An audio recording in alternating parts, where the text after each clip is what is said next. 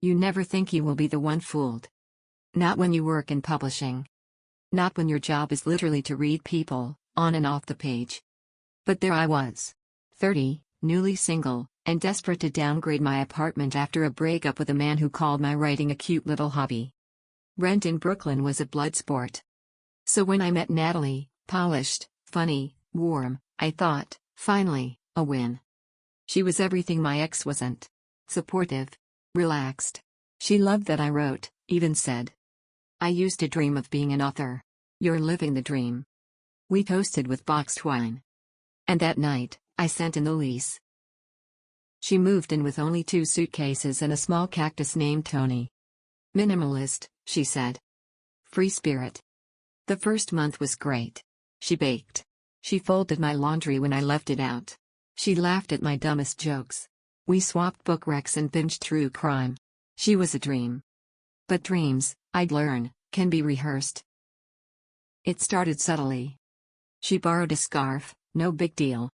Then a dress. Then my perfume. Then she dyed her hair to match mine, total coincidence. She said, laughing. I brushed it off. I wanted a friend. And after the breakup, I needed one.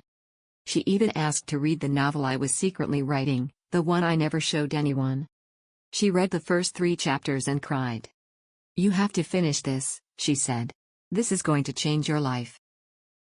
Looking back, I should have been scared. But all I felt was seen. She believed in me more than I believed in myself. One night, I came home from a writing workshop to find her wearing my exact outfit, down to the jewelry. I joked. "Guess I should be flattered?" She winked. Imitation is the sincerest form of identity theft. We both laughed. Only one of us knew it wasn't a joke. The first time someone called me Natalie, I laughed. It was our favorite cafe. I ordered my usual, oat milk cappuccino, no sugar, and the barista smiled. "Coming right up, Natalie." I corrected him, but he looked confused. Oh. She always gets this. At the time, it felt harmless. Cute, even. It wasn't until it kept happening, at the dry cleaner, the bodega, the yoga studio I introduced her to, that I started feeling uneasy. It was as if I were slowly disappearing, and Natalie was becoming me. She started posting more on Instagram, things I had done first. Same filter. Same captions. Same latte art. At brunch, a mutual friend complimented her on a joke I had told. She just smiled and said, "Yeah, I thought of that in the shower." I stared at her. She met my eyes, sipped her mimosa, and said nothing. The manuscript I was working on, a fictionalized memoir about breaking free from a toxic relationship, had suddenly stalled. Writer's block. Maybe stress. Maybe something deeper. I'd find my pages marked up with comments in her handwriting. Maybe she's not strong enough to leave. What if she secretly liked the drama? Would people even root for her? They didn't feel like edits. They felt like erasure. One night, I came home and caught her sitting at my desk. She jumped up like a guilty teenager, but the damage was done. My draft was open. Notes were everywhere. She laughed nervously. "I just wanted to reread that incredible scene. Sorry. I should have asked." I didn't say anything. I just nodded. I started password protecting everything after that. But it was already too late.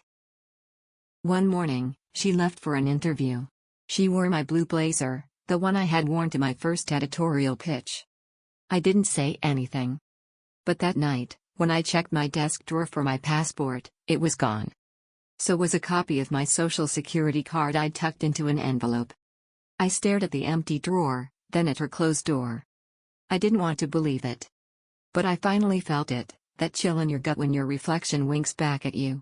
And you didn't blink. It was a random Tuesday when the universe decided to pull the rug out. I was buying printer ink at a local store, hardly thrilling, when my card got declined. I smiled awkwardly and tried another. Declined again. "Do you want to try one more?" the cashier asked, her voice more pity than polite. I mumbled something and left the store empty-handed, my stomach turning ice cold. It had to be a glitch. That night, I logged into my bank account. Everything looked normal. Then I checked my credit report. And froze. There were 4 new credit cards I had never opened. A Macy's account. A high-limit travel rewards card. A loan for a luxury furniture set I'd never seen. Over $18,000 in combined balances. All under my name. I felt sick. I wasn't even angry yet, just confused, terrified. Then I saw the email address tied to the applications. It was mine. But just slightly misspelled. A single letter swapped. Enough to slip through unnoticed. And the mailing address? Our apartment. I walked to Natalie's door. Knocked. No answer. I opened it, slowly, heart pounding. Her room was too clean. Bed made. Drawers empty. Closet barren. She was gone. Vanished. The cactus, Tony, was still there. But Natalie wasn't. And neither was my identity. I reported the fraud. Filed a police report. Called the credit bureaus. It was all procedural, and painfully slow. Meanwhile, my credit was tanked. I couldn't even get approved for a new cell phone plan. At work, I made excuses for being distracted. For missing deadlines. For suddenly needing payday loans. Eventually, I was let go. Not fired. Just no longer a fit. I went home that night, sat on the floor next to Tony the cactus, and cried until sunrise. It took 6 months and a miracle to find her. I had posted in every roommate scam forum. Shared her face with private Facebook groups. Even messaged old acquaintances from her circle. Most leads went nowhere. Until one night, sipping tea from a chipped mug, I got a DM. Is this the same Natalie who used to live in Flatbush? She works at a marketing firm in Soho now? Calls herself a content strategist. Attached was a link to her LinkedIn. And a headshot that made my blood boil. She used my bio. My actual words. Even my favorite quote from Toni Morrison. She hadn't just taken my identity. She was profiting from it. The next day, I put on the same blue blazer she had stolen months ago. Fixed my hair. Printed screenshots of everything. And walked straight into her office building. The receptionist looked me up and down. Do you have an appointment? I do, I lied. 5 minutes later, I was in the elevator. Heart racing. Palms sweating. I didn't even know what I'd say. Until I saw her. Standing by a glass wall. Laughing. Wearing the necklace my ex had given me. She turned. And for a moment, just a flicker, her face fell. Recognition. Guilt. And then, the same smile she always used to get out of trouble.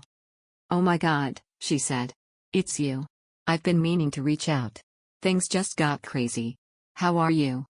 I held up the folder in my hand. Thick with printouts, emails, forged accounts. I didn't smile. I'm here for my story back.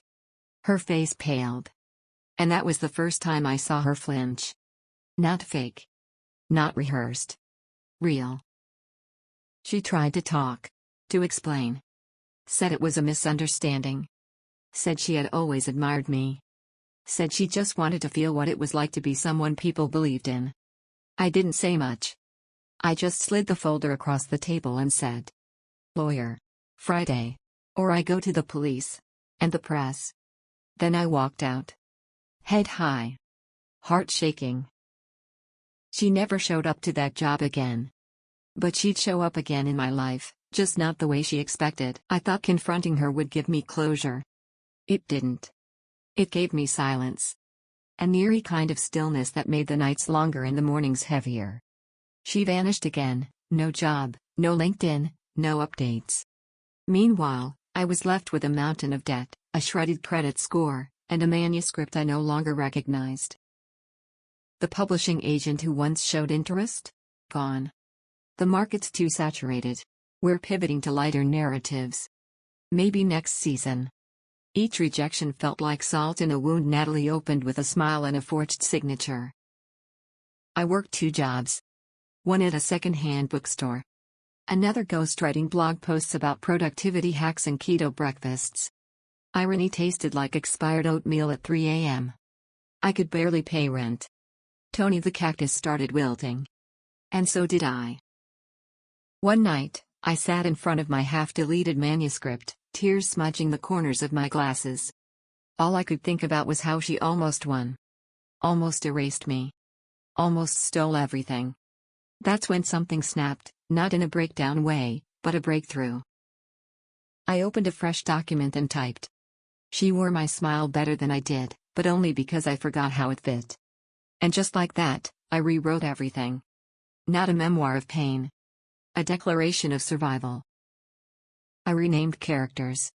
Took back the plot. Made the antagonist powerful, but not victorious. Every page felt like pulling thorns out of my skin, slow, messy, but cleansing. By the time I finished the draft, it wasn't just a book. It was my revenge. Not the kind that destroys. The kind that rebuilds. A small indie press took a chance on me. The advance was humble, but the editor? She believed. And for the first time in what felt like years, I believed too. It hit me the first time I saw it in print. My name. On a real book cover. In the window of the same bookstore where I once shelved other people's dreams. The title? Based on a true story. A wink. A warning. A weapon. The release was quiet. No massive campaign. No 5-city tour. Just a soft launch on a Friday, tucked between a rainy forecast and a news cycle full of scandals. But something strange happened. People read it. They felt it. It started with a handful of reviews. Then came the DMs, strangers saying it felt like I was telling their story. Ghosted roommates. Stolen credit. Dreams hijacked by people who wore masks and called them friend. It spread through word of mouth. TikToks. Bookstagram reels. Even one viral tweet that said, "This book made me cry, scream, and call my ex-roommate just to curse her out again." I should have been overjoyed. And I was. But there was one message I wasn't ready for. It came through my website's contact form. Anonymous.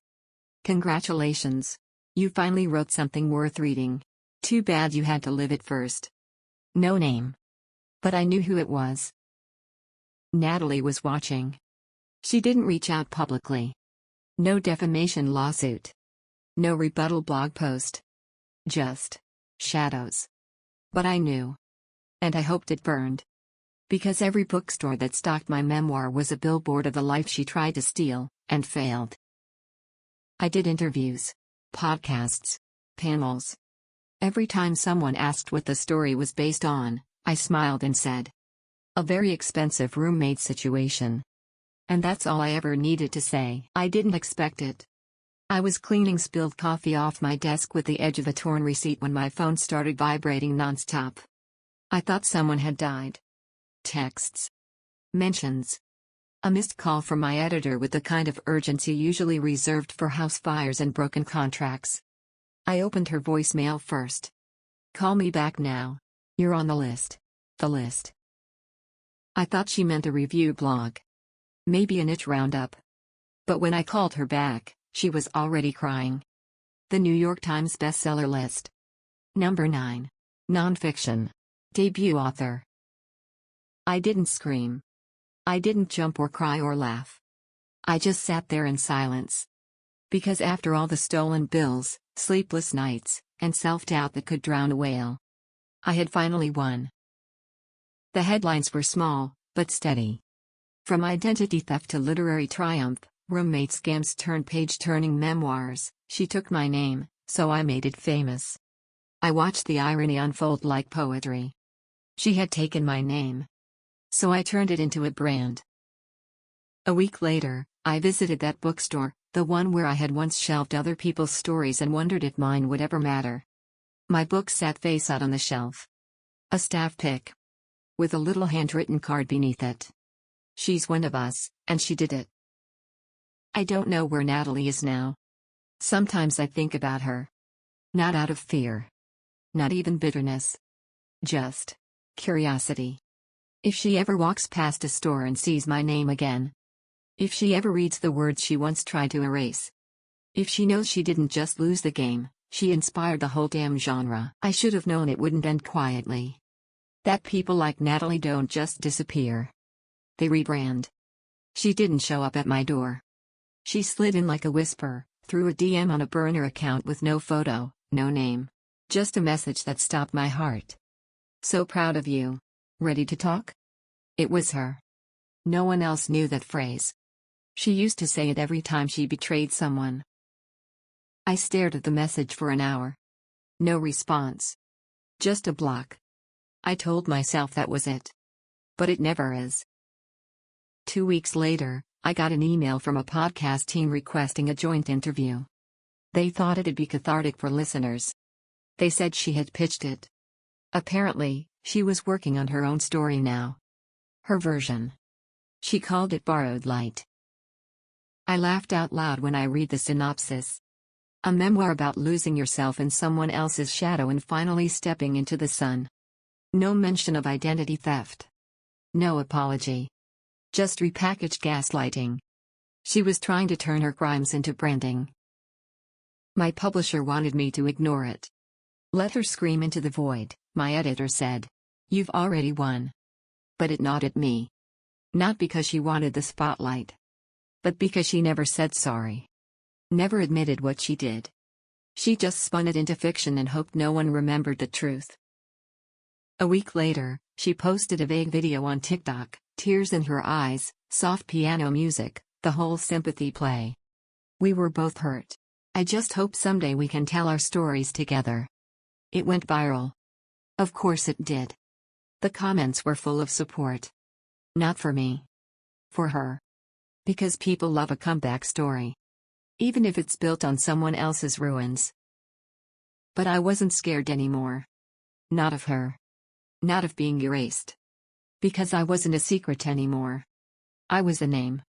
And soon, I'd be something bigger. I never intended to do it. I told my agent I'd rather write another book. Told my publisher to let her fade away in her own fiction. But the interview request came from a national show, primetime, millions of viewers, hosted by someone who knew how to ask questions that cut deep. They wanted me. Alone. No joint appearance. No ambush.